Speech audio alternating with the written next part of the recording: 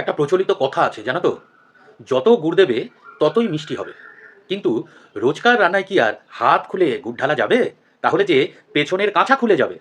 তাই শেফদের ফলো করলে চলবে না, ফলো করতে হবে ঘরোয়া মা মাসিদের। রয়ে শোয়ে যা আছে তাই দিয়ে প্রতিদিনের রান্নাটি সেরে ফেলতে হবে, আর সোনা মুখ করে খেয়ে নিতে হবে। আমার ইউটিউব চ্যানেলে আমিও কিন্তু সেই রকম রান্নাই বেশি রাখবো, যেটা বানাতে সহজ হবে, খরচা কম হবে, এবং আমার মতো যারা একা একা সার্ভাইভ করো তাদের জন্য যেন ইজি হয়। বাকি তো সবাই রইলো, যারা রান্না করতে ভালোবাসে, খেতে ভালোবাসে, তোমাদের জন্য তো থাকলোই। কিন্তু আমি তো একা থাকি।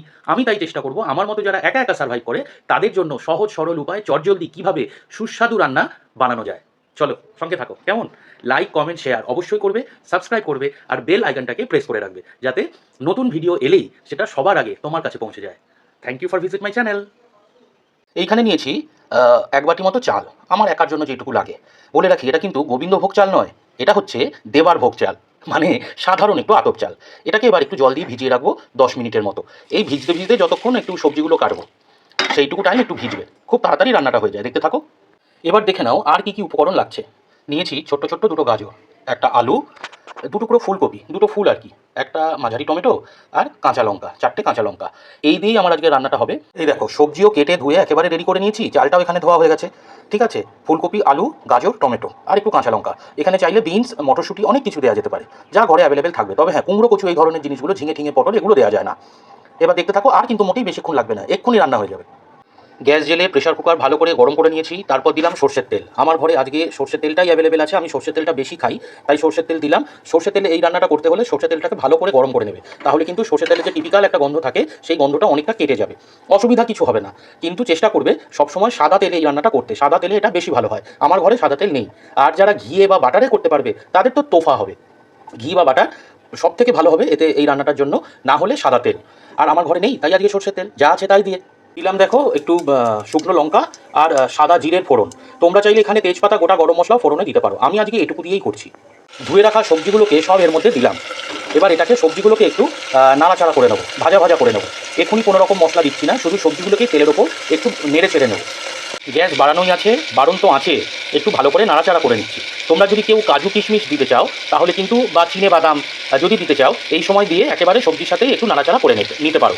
ঠিক আছে, আমি আজকে দিলাম না, আমি শুধু এইটুকু দিয়েই করছি। তোমরা চাইলে কাজু কিশমিশ কিংবা চিনে বাদাম দিতেই পারো। সবজিটাকে খানিকটা নাড়াচাড়া করে নেবার পর এবার পালা হচ্ছে এই চালে। ধুয়ে রাখা আতপ চালটা দিয়ে দিলাম। আমি আজকে সাধারণ আতপ চালে করছি, তোমরা চাইলে গোবিন্দভোগ দিয়ে করতে পারো, সেদ্ধ চালে করতে পারো, যে কোনো রকমের সেদ্ধ চাল, সরু মোটা যেটা তোমার কাছে অ্যাভেলেবেল বাড়িতে আছে তুমি সেটা দিয়েই এই রান্নাটা করতে পারবে। আমি আজকে নর্মাল আতপ চাল দিয়ে করছি। 10 মিনিট ভিজিয়ে রেখেছিলাম, তারপর ধুয়ে নিয়েছি। ধুয়ে নেবার পর এবার এই সবজির মধ্যে দিয়ে দিলাম। এবার এটাকেও একটু ভালো করে সবজির সাথেই নাড়াচাড়া করব।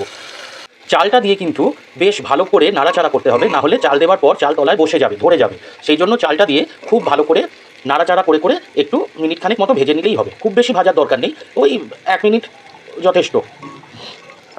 ভাজা ভাজা করে নিয়েছি, এবারে জল দিলাম। যে বাটিটা মেপে আমি চাল নিয়েছিলাম সেই বাটি মেপে আমি জাস্ট ডাবল জল দিলাম। এটাই মেজারমেন্ট, 1 বাটি চাল তো 2 বাটি জল। আর যেহেতু দেখলে 1 বাটি ভর্তি আমার সবজি ছিল, আমি সেই জন্য সবজির অনুপাতে ওই সেম বাটিটা, যে বাটিটা দিয়ে চালটা মেপে নিয়েছিলাম সেই বাটিটা 1 বাটির থেকে সামান্য একটু কম জল দিলাম। তাহলে আমি এখানে মোট প্রায় পৌনে তিন বাটি মতো জল দিলাম। যে বাটি দিয়ে চাল মেপেছিলাম সেই বাটির পৌনে 3 বাটি জল দিলাম, কারণ এখানে অনেকটা সবজি আছে। ঠিক আছে, না হলে যা চাল, অল্প সবজির পরিমাণ অল্প থাকলে যে যে পরিমাণ চাল আছে তার ডাবল দিলেই হয়ে যায়। আমার সবজিটা বেশি বলে আমি আরেকটু এক্সট্রা জল দিলাম। এটি দেখতে পাচ্ছ জলে ফুট ধরে গেছে। আমি এখানে নুনটা দিয়ে ফেলেছি, সেটা আর দেখাতে পারিনি তোমাদের। আর এবার দেবো মশলা। মশলা বলতে, যেহেতু আমি আজকে আতপ চালে করছি তাই এর একমাত্র মশলা হচ্ছে এই গুঁড়ো গরম মশলা। আমি কিন্তু গোটা গরম মশলা ফোড়নে দিইনি।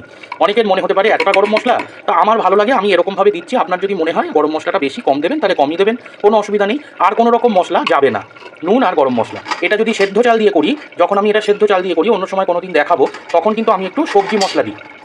আর এখানে চিনি নেই, তাই কটা বাতাসা দিয়ে দিলাম। একটু তো চিনি দিতে হবে, এটা একটু মিষ্টি মিষ্টি ভাবটা থাকতে ভালো লাগে। নিরামিষ একটু রাইস হচ্ছে এটা, তো একটু মিষ্টি মিষ্টি ভালো লাগে। আমার ঘরে চিনিটা নেই, চিনি একদমই অল্প আছে, যে কারণে আমি এখন এটা একটু বাতাসা দিয়ে করে নিলাম, সাদা বাতাসা, কোনো অসুবিধা হবে না। এবার এটাকে একটু ভালো করে নাড়াচাড়া করে মিশিয়ে প্রেশারের ঢাকাটা বন্ধ করে জাস্ট হাই ফ্লেমে 2টো সিটি দেবো। আর একটা জিনিস দিতে ভুলে যাচ্ছিলাম কথায় কথায়, একটু হলুদ। প্রেশারের ঢাকনা বন্ধ করে দিয়েছি। এই পর্যায়ে ঢাকনাটা লাগাবার আগে যখন সমস্ত মশলা দিলাম, যারা তেলে করবেন, সাদা তেলে করবেন, বেশি ঘি দিতে চান না বা খেতে চান না, তারা কিন্তু এই পর্যায়ে 1 চামচ ঘি দিয়ে নেবেন, দিয়ে একেবারে নাড়াচাড়া করে ঢাকনাটা বন্ধ করবেন। তাহলে আর ঢাকনা খুলে নতুন করে ঘি দেওয়ার ঝামেলা থাকবে না, এবং খেতে একই রকম ভালোই হবে, কোনো অসুবিধা হবে না। আর একটা কথা যেটা অবশ্যই মনে করিয়ে দিই, হাই ফ্লেমে ঝপঝপ করে দুখানা সিটি দেবো। দেওয়ার পর কিন্তু এটাকে বন্ধ করে সাথে সাথে স্টিমটা খুলবো না। আমি প্রেশার কুকারটাকে অ্যাটলিস্ট স্ট্যান্ডিংয়ে রাখবো 20 থেকে 25 মিনিট অবশ্যই রাখবেন। তাহলে এই ধরনের রাইস, পোলাও, হোয়াট এভার যাই বলেন না কেন এত মাত্রায় ঝরঝরে হবে যে কল্পনা করতে পারবেন না। প্রেশারে অনেকে ব্যবহার করতে পারে না, গলে যায়, ভাত গলে যায়। জলের মাপ ঠিক থাকলে আর তারপরে হয়ে যাওয়ার পর একটু স্ট্যান্ডিং টাইমটা যদি মেনটেন করে দিতে পারে, মাথায় রাখবেন 20 থেকে 25 মিনিট স্ট্যান্ডিং মাস্ট। আর একটু 2-10 মিনিট বেশি হলেও অসুবিধা নেই, বরং ভালোই হবে, একদম ঝুরঝুরে হবে। এই দেখো সার্ভ করে নিলাম, কি সুন্দর ঝরঝরে হয়েছে দেখেছো। এটাকে বলে হচ্ছে চিত্রান্ন।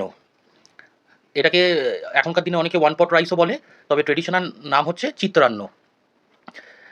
এটা খুব সুন্দর খেতে লাগে। আমার তো এভাবে শুধু শুধুই হয়ে যাবে। আমি যেহেতু শুধু শুধু খাবো তাই সবজিটাকে একটু বেশি পরিমাণে আমি এর মধ্যে দিয়ে নিয়েছি। তোমরা যদি কেউ সাইড ডিশ কিছু একটা রাখবে ভাবো, তাহলে কিন্তু সবজি এতটা না দিলেও হবে, একটু কম দিলেও হবে। আর আমি যেইভাবে খাবো এর সাথে একটু পাঁপড় ভাজা আর যদি 2-1 টুকরো শশা হয় তাহলে তো কথাই নেই। তোমাদের কেমন লাগলো অবশ্যই কিন্তু জানাবে। মতামত ভালো মন্দ যাই লাগুক কমেন্টে জানাবে। ভিডিওটাকে অবশ্যই লাইক করবে, ভালো লাগলে বন্ধুদের সাথে শেয়ার করবে। আমার চ্যানেলটাকে দয়া করে সাবস্ক্রাইব করো আর বেল আইকনটাকে অবশ্যই প্রেস করে দেবো।